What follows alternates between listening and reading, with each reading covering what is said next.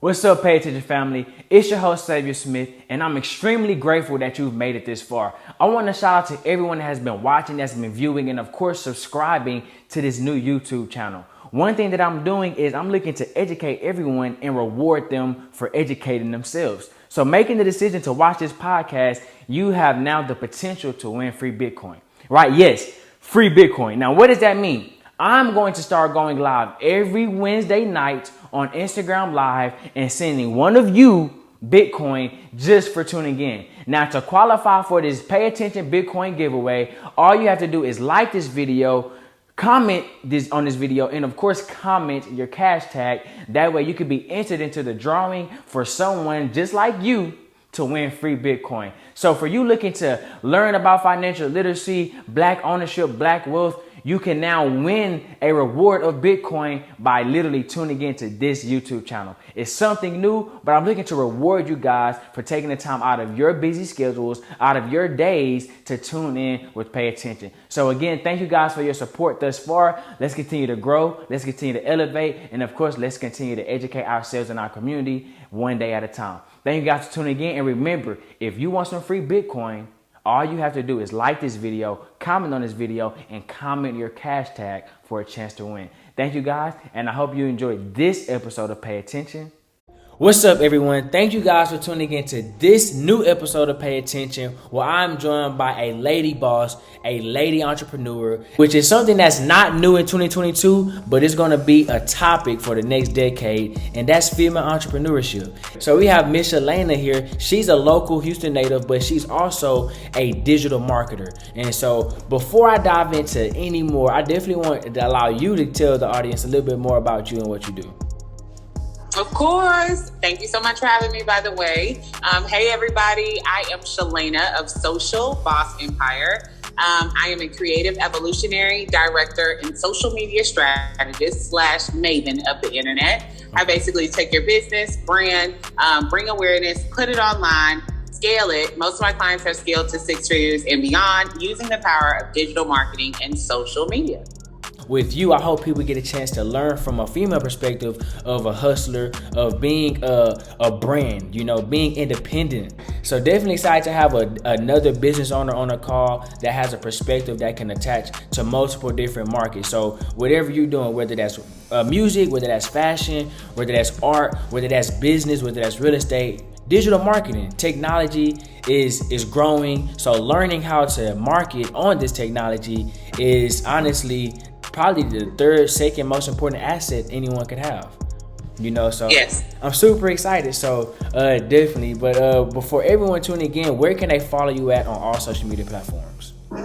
Sure. So you can follow me on Instagram, Facebook, Twitter, Clubhouse at Socialbossempire, SOCIAL Boss Empire, all spelled out as one word. I am on YouTube at Black BLK Mermaid. That is my alias name, Black Mermaid. And follow me there. There's so many tips, tricks, social media insight. And I'm also super approachable. Shoot me a message. I'm super nice. Let's talk. A local Houstonian, born and raised. I am from Southwest Ailey, Texas. Shout out Big Wiz. Yes, so yeah, I am from Houston. I love Houston. Although I have traveled quite a bit. And I even thought about moving away from Houston for a little bit. Mm-hmm. Houston is home with the way of the world now. Everybody's moving here. So where am I going? But I love Houston. Shout out H-Town. Lit. Okay. And so as a digital marketer now in 2022, I'm pretty sure some people kind of want to dive into the backstory. So what were you doing before you got into digital marketing, and how did that influence you getting into this new industry? Okay. So let me give you this feel. Before I was an entrepreneur, before I was a boss, before anything, I would say speech pathologist. I went to Stephen F. Austin State University in Nacogdoches and went to school for speech pathology, got into it, was really, really good at it, right? But I'm also the type of person that can be good at multiple things, but it doesn't mean I'm passionate about it. I could just be good at it. Right. And I feel like that's where kind of I was with my career. I impacted a lot of kids. I made a lot of kids, not made them, but I influenced them to speak and use their voice and find their voice. But I noticed that mine was being drowned out because I wasn't passionate about that. I was just good at it. And I just went to school a long time to do it. So I said, oh, okay, well, let me follow through with that. In 2017, I got really sick, like sick, and I didn't understand what was going on, only to find out that I needed a kidney. So I was in Jamaica, and coming back from Jamaica, I noticed that my body was a little off. And so went to the hospital, figured out I needed a kidney, right? I said, okay, this is a new milestone. A week later, I found out I had to be on dialysis. So my whole life changed. I found myself on the go, travel, move, to having to sit in a chair for 5 hours, 3 times a week, just to make sure I could live. See what I'm saying? So in that time, not a stagnant person at all. I'm a mover, I'm a doer. So in that time, I had to find something to do.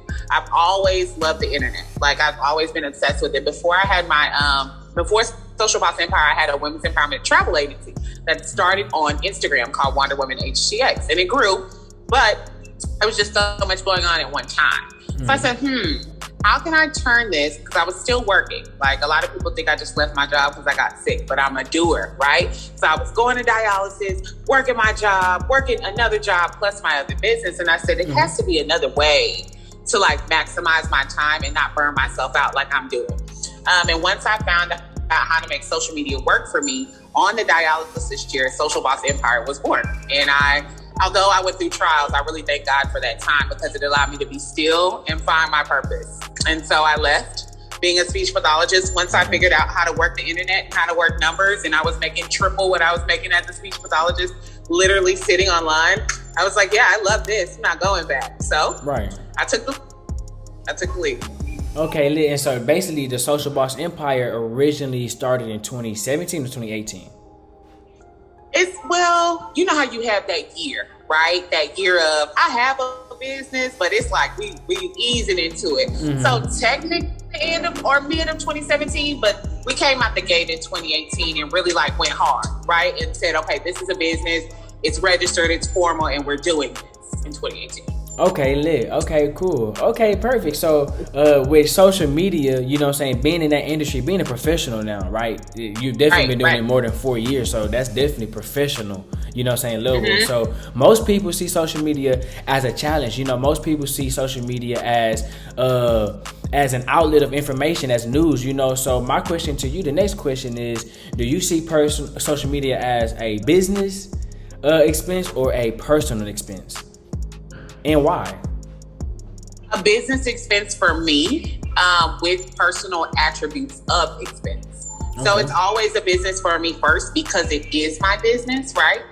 So when on social media, don't get me wrong, I find entertainment in certain things, but whereas my mind works a little bit different than the average user because I'm coming, don't get me wrong, even if I'm coming for entertainment, I'm coming with a business mindset of, okay, I also do this. How can I monetize this? How can I turn this into money, right? And it's not all about the money, but at the same time, this is my skill set to put things online and have them make the money.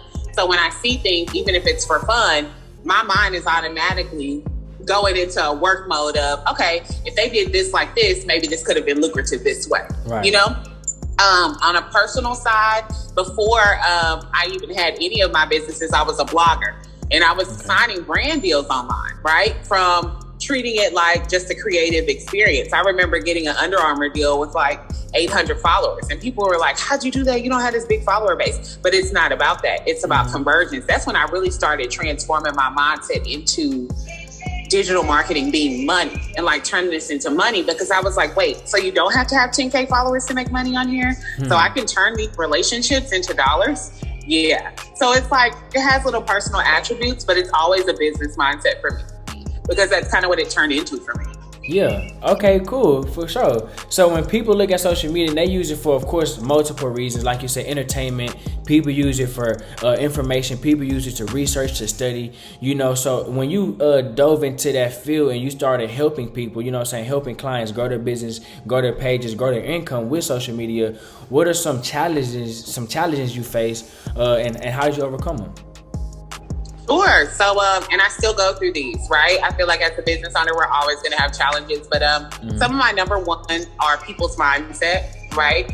Social media is a full-time job. So if you're coming to me to delegate, you also have to have the mindset of growth and a mindset of release and delegation and letting things go. Some of us as business owners, we know we can't do it, but we don't know how to delegate. And that's a hard thing to deal with clients that don't know how to delegate and want to like kind of have their hands in everything. And you have to remind them constantly, hey, I got this. I got you. This is my side of the job. Let me do it.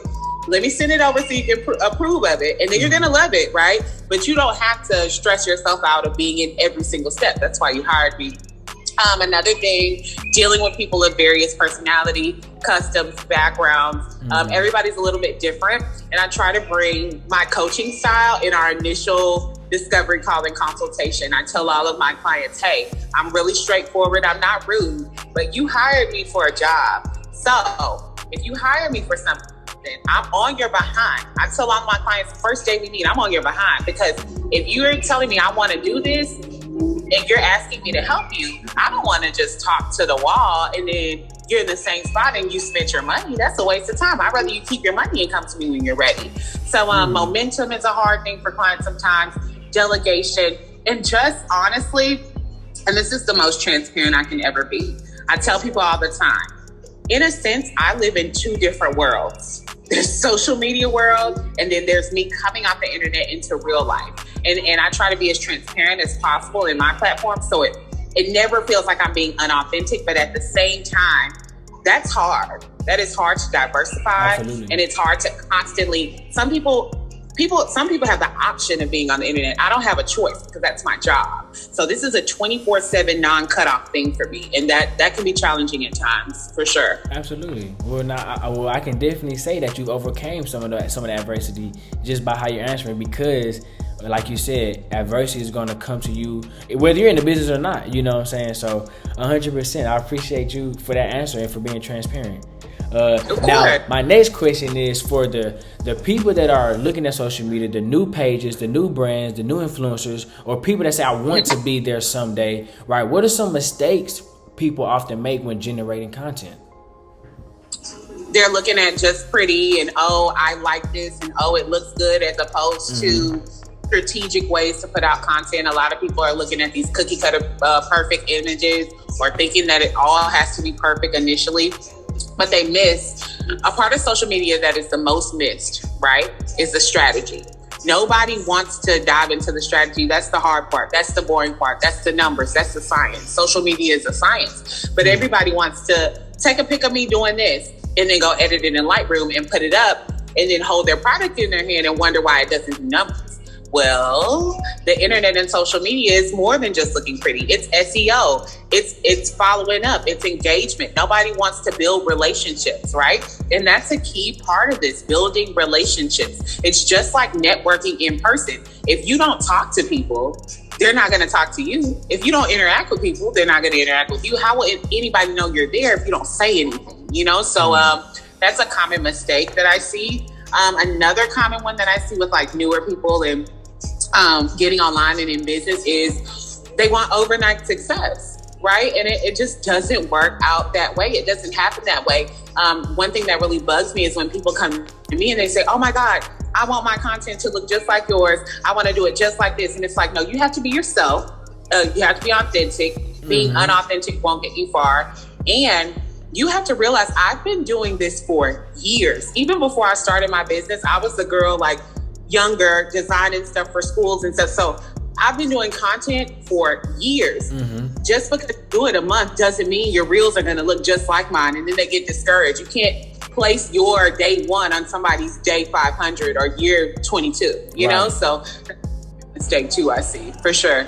Definitely. Now, that was great, because I've also myself, you know what I'm saying, can understand how I have failed to use a strategy. I understand that Instagram, social media, Twitter, Facebook is an algorithm, you know what I'm saying, and using the algorithm. And something that I've learned recently is engagement. You have to engage to get engagement, you know, so liking random people's pics, commenting on your timeline's posts, DMing random people, just creating, like, in a sense, just creating activity, creating motion, so that when you do promote yourself, you know what I'm saying, that engagement is like, it's kind of like a trampoline effect. It's going to bounce back up to you. You know, so I definitely have learned that myself, because, and still learning that from you in general, because I feel like myself just understanding, wow, I have to be intentional with how I use social media. I have to be very intentional, very strategic. So, and shout out to you for this is how this came about. Think about it. We didn't know each other, Absolutely. right? We engaged with each other. And I was like, yo, he's dope. I like this. Yeah, I do it. Like, that's how it works. So I love that you figured that out too. Shout out to you. And to be transparent, you are definitely one of the first people that I DM'd on Instagram that actually responded back. So usually so it's kind of lit to see how it worked out. Yeah, it's lit, you know.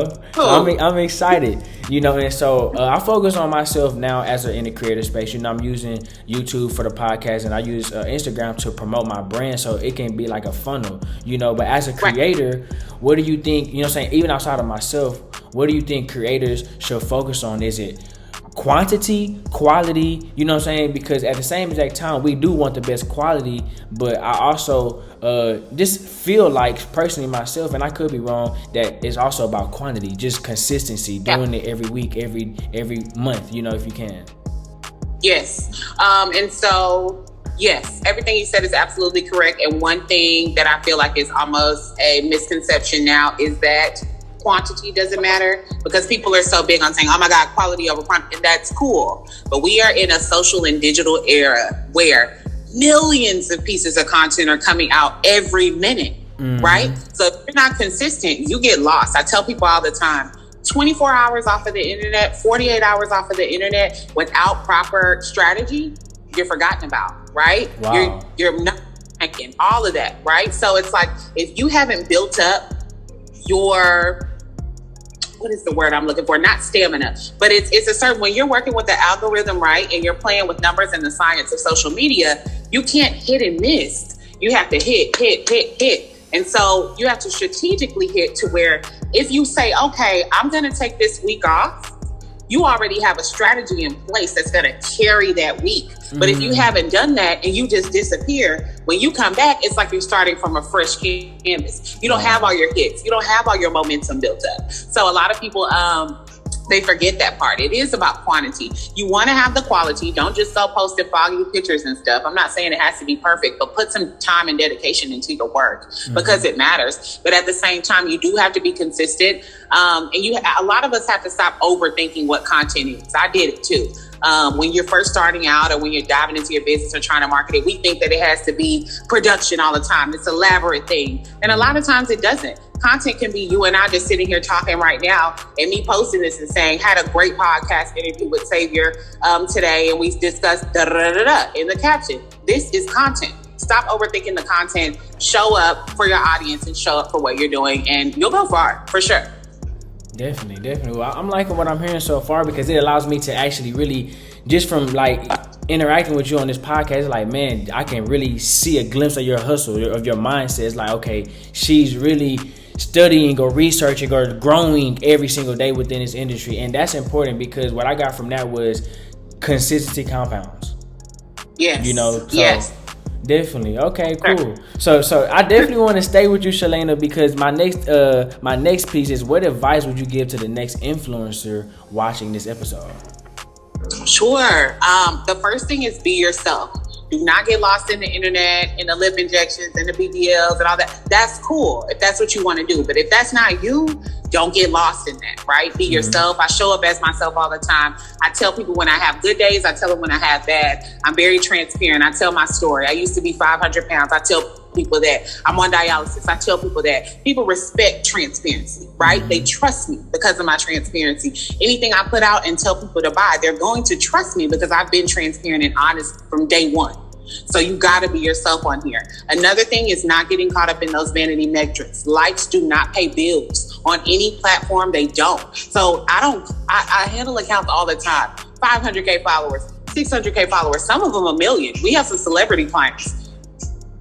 The likes don't pay the bills and they can't sell t-shirts. They can't sell anything because they're so caught up in, do I look good? As opposed to, is this strategically placed? Is this good product placement? Is it actually a good product? Is my SEO in line? You see what I'm saying? It's so many components aside from this looks pretty. I always say, just posting pretty content is very broke energy because it doesn't matter. The vanity of it all is cute, but that is not going to convert.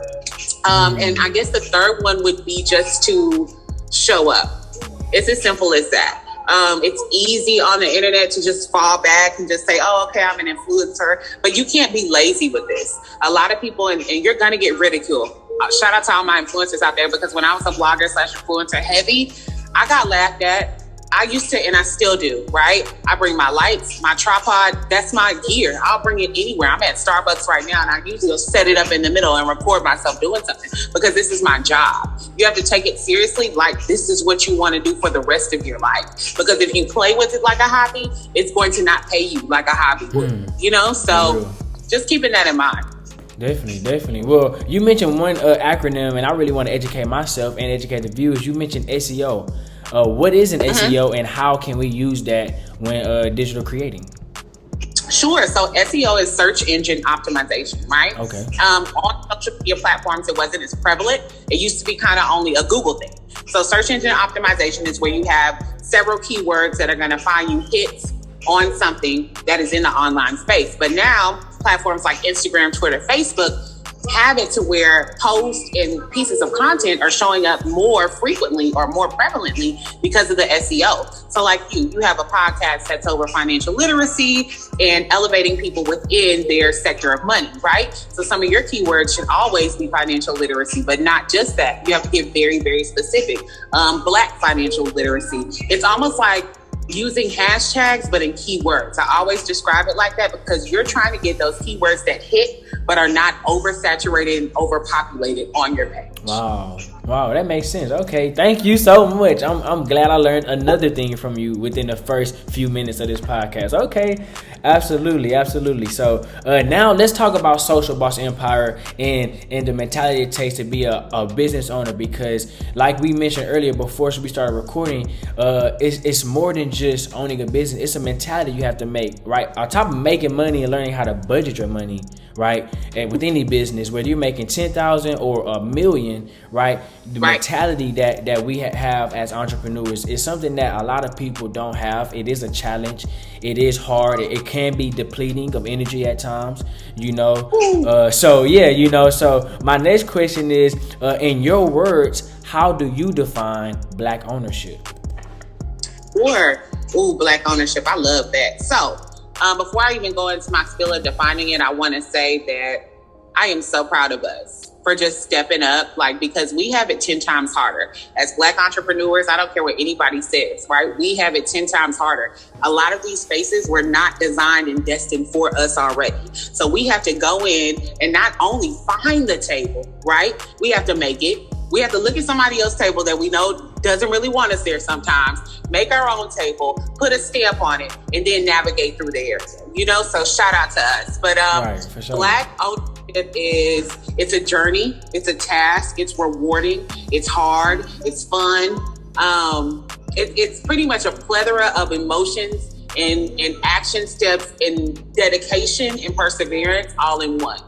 Just in my perspective, it's a journey that is not easy, but if you keep going, it's worth it for sure. Okay, definitely. And so when we talk about Black ownership, of course, any ownership, even if it's not a Black ownership, you have to be educating yourself individually. Like self-education is big when you're an entrepreneur or business owner or even CEO. There's all three different words, but they kind of mean the same thing.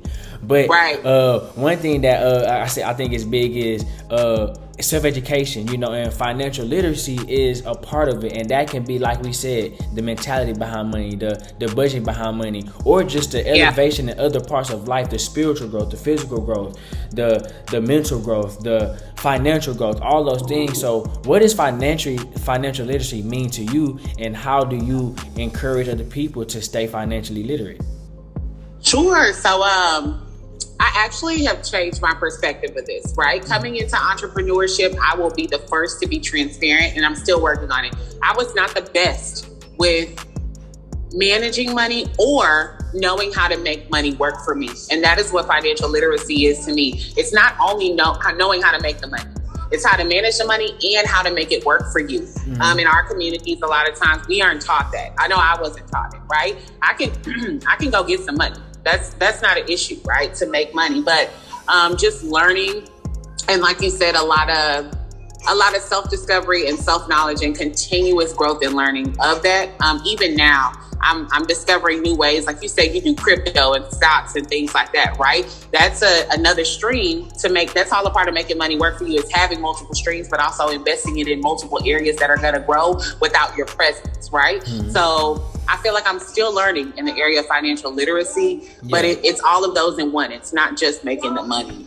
For sure. Nah, I feel like I'm growing as well, still learning to this day, so 100%. I think a lot of people are going to gain from that, because most time we look at finances as just making money, but not understanding investing in different parts of our life so that we can attract the right people, the right conversations to maintain that income, because it's one thing to make $100,000, but it's another thing to maintain that cash flow of 100,000 or even $1 million or even 10 million, so. Man, can I be transparent really quick? Definitely. So when I first 6 figures, right, I was like, oh snap, I'm a 6-figure earner. And then I turned around, I said, okay, but where did it all go? Right? Where did it all go? That was my first time hitting it. And I was like, okay. And that's a moment of reality that almost checks you, because it's like, oh, I've touched the money, but it's gone. And I can't itemize and place where it went. So that was kind of like my moment of, hey, you're going to have to learn. And this was years ago, but you're going to have to learn how to make this all work. Yeah.